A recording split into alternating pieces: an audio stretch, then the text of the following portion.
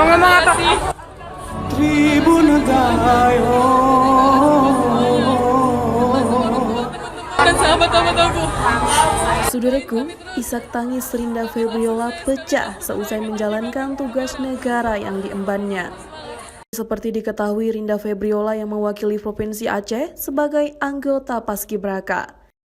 Ia mengibarkan bendera merah putih di Istana Negara pada hari ulang tahun ke-77 kemerdekaan Republik Indonesia. Rinda Febriola dan kawan-kawan telah sukses melaksanakan tugas negara sebagai pasukan pengibar bendera pada Hari Kemerdekaan tahun 2022.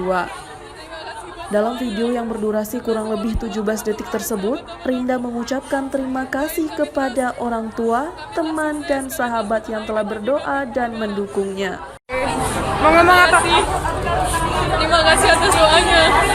Terima kasih buat semuanya. Termasuk orang tua, teman-teman, dan sahabat-sahabat aku. Doain kami terus. Kami telah sukses. Kami telah menunaikan janji kami untuk negara. Semangat. Rinda Febriola merupakan gadis asal sekolah SMA Negeri 4 Takengon.